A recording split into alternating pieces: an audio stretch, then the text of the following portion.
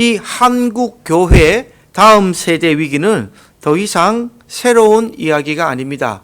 한국에 지금 초고령화로 접어들었고 그 대신에 지금 젊은 아이들이 너무 없어요. 아이들의 출생이 지금 엄청나게 감소를 하고 있고, 여러분 0.7이라는 이 숫자를 보면요, 10명 중에 7명이 매해 낳는다, 이렇게 통계를 내는 게 아닙니다. 저도 그렇게 내는 줄 알았는데 통계청의 발표를 보면요, 올해에 만약에 100명 중에 70명이 아이를 하나 낳았으면 다음에는 70명 중에 0.7%예요. 7.2. 그럼 49명 되는 거예요. 지금 그게 통계청의 통계입니다. 계산법이 그래도 매년 10명 중에 7명은 아이를 낳는다, 이게 아니고요. 올해 만약에 0.7%라는 얘기는 이 10명 중에 7명이 나오면 다음에는 70명 중에 0.7%예요. 해갈수록 그게 통계청의 발표다, 이 얘기를 제가 들은 적이 있습니다. 그러면 곧 아이를 안 놓는 날도 있다, 이렇게 되는 거예요. 지금 응국이 반에 몇 명이죠 지금? 9명인데 지금 가창 어린이집 지금 5, 6, 7세 그 밑에 어린이집 있죠? 병설 유치원 총 4명입니다. 4, 5, 6, 5, 6, 7세 이 세 개 반 통합해서 4명이에요. 4명.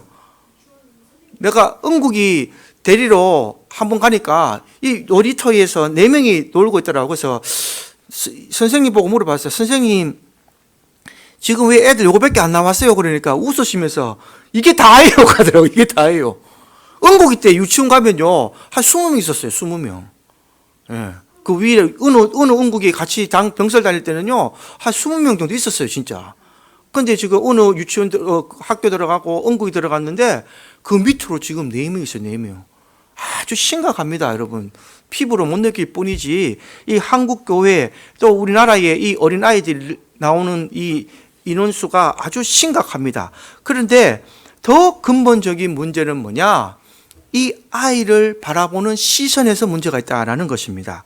오늘 본문을 통해서 우리가 예수님의 시선과 마음을 배웠으면 좋겠습니다. 그분은 아이들을 어떻게 바라보셨고 또 노하셨고 안아주셨고 축복했는가? 오늘 본문에 보면 저와 여러분이 앞으로 아이들을 대할 때에 어떤 마음으로 대하고 또 어떨 때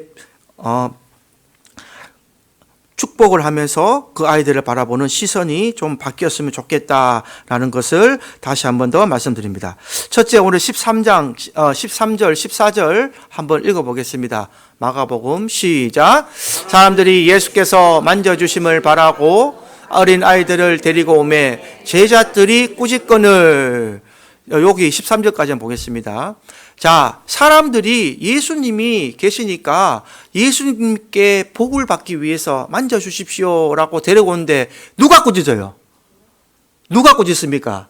제자들이 꾸짖는 거예요. 예수님의 가장 가까이 있는 제자들이 예수님 앞에 오는 것을 꾸짖고 있어요. 와서 우리 예수님 귀찮게 하지 마라.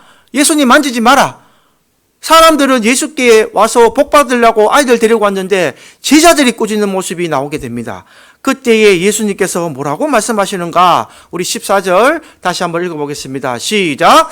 예수께서 보시고 노하시어 이르시되 어린아이들이 내게 오는 것을 용납하고 금하지 말라. 하나님의 나라가 이런 자의 것이니라. 할렐루야. 오늘 이런 자의 예수님께 오는 자의 하나님 나라의 주인이 누구라고 말씀하십니까? 어린아이라고 말씀하세요. 어린아이들이 내게 오는 것을 용납하고 금하지 마라. 그런데 예수님께서 노하시고 이러시를 잘 보셔야 돼요. 노하시고 이랬다는 것은 화를 내셨다 이 말이에요. 화를 내셨다. 예수님께서 여기 성경에서 노하시고 화내는 장면은 많이 나오지 않습니다 여러분. 예수님께서 노하시는 장면이 여러분이 생각하시는 성전에서의 그 장사하는 사람들, 그들을 엎으실 때에 노하시고 어린아이들이 오셨을 때에 제자들에게 지금 노하시는 장면이 나온다는 말입니다. 그래서 예수님의 이 노하신 장면을 잘 보셔야 됩니다. 하나님의 마음에 막힌 데서 나오는 거룩한 분노다 말이에요. 하나님의 나라를 너희가 잘못 알고 있다. 어른들은 교회에서 어른들이 많은 주축을 이루기 때문에 어린아이에 바라보는 시선과 어린아이에 대한 마음이 옳지 않을 때가 있습니다. 그러나 아이는 원래 떠들어서 아이입니다. 아이는 원래 울어서 아이예요. 아이가 어른처럼 가만히 앉아서 예배드리면 그 아이가 이상한 겁니다, 여러분. 저도 그거를 예전에는 어릴 때 많이 혼나고 살았는데 옛날에는 목사님들이요, 단에서 막말았겠어요, 진짜. 뛰다니며. 그 부모 보고 막말았겠어요. 저거 조용시키라고. 됐고 나가라 그랬어요. 저도 그때는 그게 옳다고 배웠습니다. 그래서 나도 어느 순간 우리 아이들 교회 예배 드리려면 아이들은 막 혼냈어요. 시끄럽다, 조용해라. 어디서 교회에서 예배 드리는데 하나님 앞에 이런 쪽으로 하노? 근데 제가 가정복지 공부를 하면서 가정복지나 이 아이들의 성향에 대해서 공부를 해보니까요, 그게 부모의 잘못된 착각이라는 것을 배웠습니다. 교회에서도 이 하나님 말씀에서도 아이를 혼내고 예배 시간 떠든다고 막 쫓아내는 법은 성경에 없어요. 품어주라 그러고 안아주라 그럽니다. 여러분, 성경 속에서 예수님께서 제자들을 꾸짖는 장면을 잘 파악하셔야 됩니다. 아이가 왔을 때에 그걸 꾸짖으시고 그것을 혼내고 보내게 되면 한국 교회에 남아있는 어린아이는 아무도 없습니다. 첫째, 그 부모가 아이를 데리고 교회에 오지 않아요. 내가 내 아이 데리고 교회를 왔는데 그 아이를 누가 혼내느냐?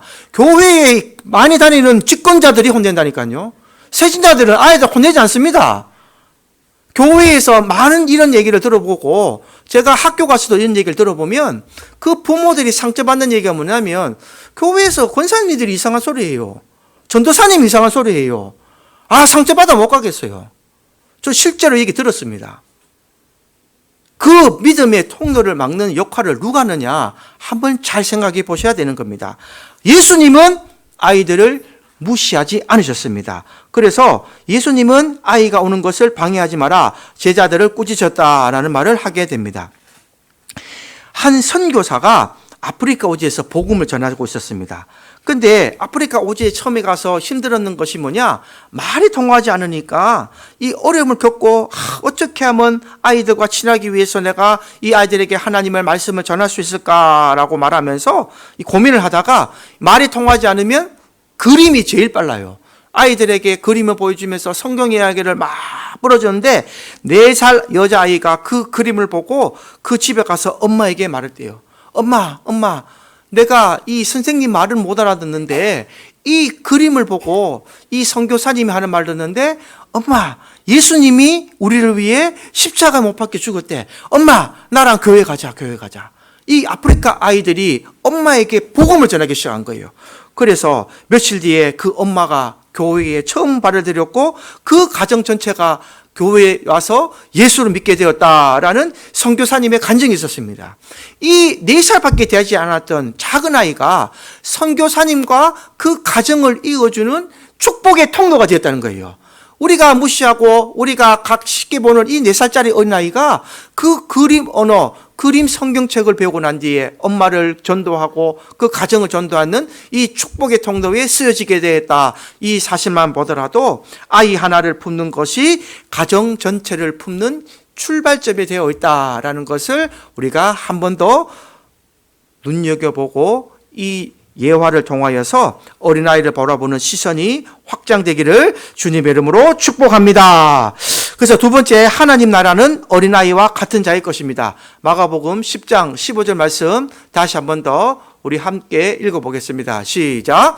내가 진실로 너희에게 이르노니 누구든지 하나님의 나라를 어린아이와 같이 받들지 않는 자는 결단코 그곳에 들어가지 못하리라. 예수님은 말씀하시죠. 누구든지 하나님의 나라를 어린아이와 같이 받아들이지 않으면 받들지 않는 자는 결단코 그곳에 들어가지 못하리라 라고 말합니다. 하나님 나라에 들어가지 못한다는 말은 구원받지 못한단 말이죠. 예수님께서 반드시 얘기하십니다. 어린아이, 하나님의 나라를 어린아이와 같이 받는 자가 되어라. 그러면 어린아이는 하나님의 나라를 어떻게 받아들일까요? 어린아이는요, 믿음의 상징입니다. 어린아이는 조건적으로 예수님을 믿지 않습니다. 어린아이는 전적으로 예수를 의지하고 순수하게 반응하는 것이 어린아이의 반응입니다. 우리가 수많은 기독교인들 중에 세신자들, 연세가 든 사람들, 또 초신자들, 나이가 든 사람들은요, 처음에 와서 예수를 만나지 못하고 교회에 와서 정착하지 이유는 뭐냐? 이 전적으로 예수님을 의지하지 못하기 때문이에요. 뭔가 내가 하나님 뭔가 나를 도와줘야 되고, 하나님 내 어려운 형편과 내 형편에서 뭔가 하나님이 역사해 주기를 바라는 마음이 더 많다는 거예요. 내가 하나님께 드리는 그 전적인 믿음보다 하나님이 나를 통해서 뭘 해주시기를 더 바라는 게 많으면요, 하나님의 역사를 바라보기 힘듭니다. 어린아이들은 아무것도 하나님께 바라는 것이 없어요. 그냥 예수님이 있다 그러면 예수님을 믿고, 교회에 가자 그러면 교회에 가서, 기도하라 그러면 순수한 마음으로 기도해요. 그런데 그 기도 내용을 보면요, 하나님 나라를 위한 기도, 또 엄마 아빠를 위한 기도, 교회를 위한 기도, 교회에 아픈 사람이 있으면 아픈 사람을 위한 기도, 우리 은국이가 가끔 그런 기도 한다니까요. 권사님들, 아픈 사람들 하나님 치유하여 주십시오. 하나님 우리 교회에 아픈 사람 없게 해주세요. 저게 뭘 한다고 그런 기도 하겠습니까? 가끔 제가 놀랄 때가 있습니다. 네가 뭘 한다고 그런 기도를 해? 근데 그냥 아이는 배운 대로 하는 거예요. 하나님 앞에 배운 대로, 아빠가 하는 대로 그 기도를 듣고 얘는 그 기도를 그냥 따라하는 것뿐이에요. 그 순수한 마음으로 그 우리 교회의 권사님들 낫기를 바라고, 우리 교회에 많은 아이들이 오기를 바라고, 순수한 하나님 나라의 확장을 위해서 기도할 때에 하나님께서 반응을 하신다라는 것입니다. 어린 아이가, 저녁 5살 되는 아이가 어느 날 아빠와 이런 기도를 합니다. 하나님, 오늘은 슬펐습니다. 친구가 내 장난감을 부셨어요. 친구가 내가 가장 좋아하는 장난감을 부셨는데 나는 화를 안 냈습니다. 예수님처럼, 예수님이 나에게 가르쳐주신 대로 친구가 내 물건을 불어도 화내지 말고 용서하라는 말대로 내가 참았습니다. 하나님, 나 잘한 거 맞죠? 이런 기도했다는 적이 있어요. 이런 기도를 했을 때에 이 기도를 듣는 아빠는 어떻게 됐을까요? 눈물을 펑펑 흘리는 겁니다. 그래, 네 기도가 맞다. 네 기도가 맞다. 네가 했는 기도가 맞다. 나도 말로만 듣던 예수님 닮기가 이 아이의 삶 속에서 현실된 듯이 나도 너처럼 예수님 닮기를 원한다. 이렇게 눈물로 흘렸다는 그런 예화가 있습니다.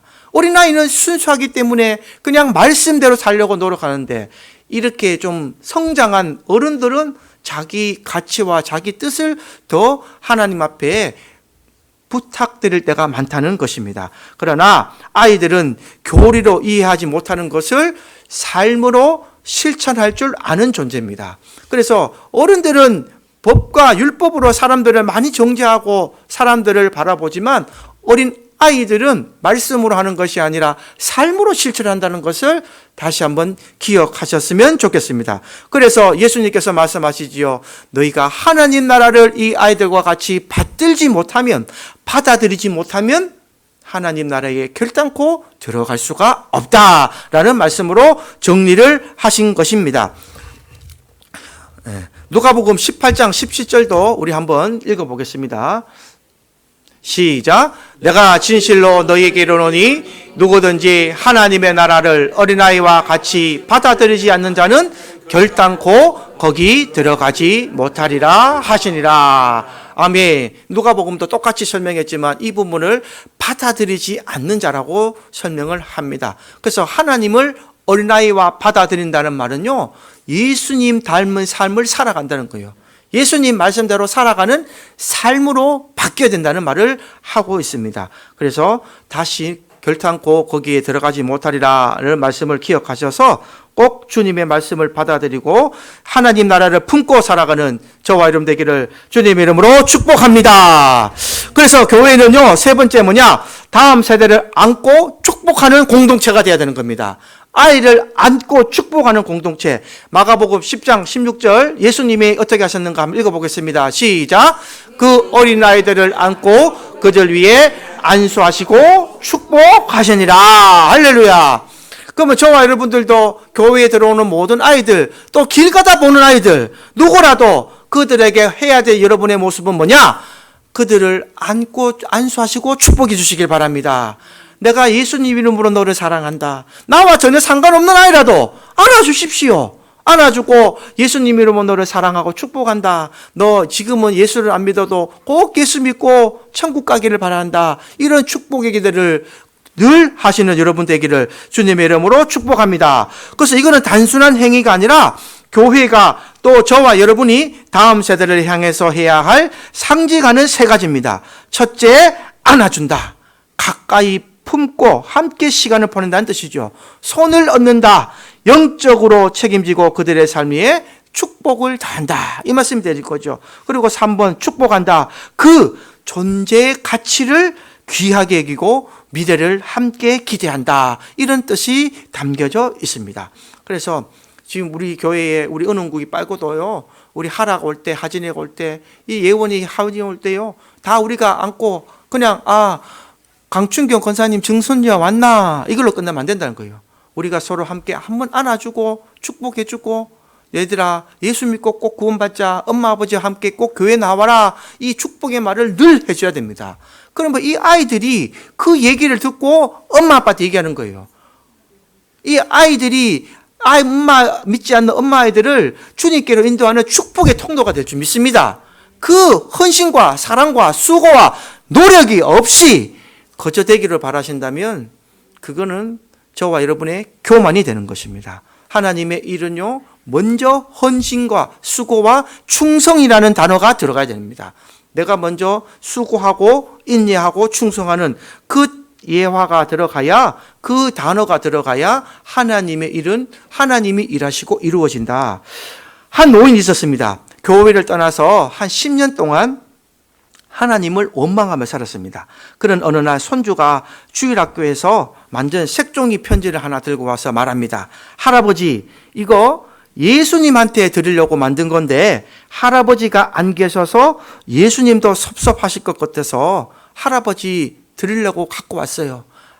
할아버지, 다음 주에 나랑 같이 예수님 보러 가면 안 돼요? 손자가 그렇게 말하면요, 할아버지 마음 어떨까요? 정말 섭섭하고 원망스럽던 그 교회에 대한 내 원망이 풀어질까 안 풀어질까요? 풀어집니다. 아무리 어른이 가서 얘기하고 목사님이 가서 얘기 안 돼도 그 어린아이가 할아버지 나랑 같이 교회 가요. 내가 교회 갔는데 다른 사람들은 다 할아버지 있는데 우리 할아버지는 없어. 나 섭섭해요. 그래서 할아버지와 함께 교회 다니기 원해요. 이 어린아이의 말 한마디는요, 할아버지에 닫혀있던 이 원망과 불평을 눈녹도 녹게 할 줄 믿습니다. 그래서 이 할아버지가 다시 교회에 나가게 됐고 하나님 품에 돌아오게 되었다라는 예화가 있습니다. 그래서 어른을 품기가 힘이 들면 아이를 먼저 품으라는 말이 있어요. 아이를 먼저 품고 아이를 먼저 품어서 사랑을 하게 되면 어른도 회복이 된다. 그래서 다음 세대를 축복하는 교회는 현재 세대도 살아가게 된다라는 것입니다. 믿음이 없는 부모는요, 자녀가 가라는 대로 움직여요. 우리 예전에 우리 사모가 전도에 왔던 그 여자아이 하나 있었죠. 그 여자아이가 그 다른 교회를 가요. 그래서 우리 사모가 우리 교회를 전달하려고 많이 노력을 했는데 그 엄마의 말 한마디를 뭔지 알아요? 정민입니까? 예?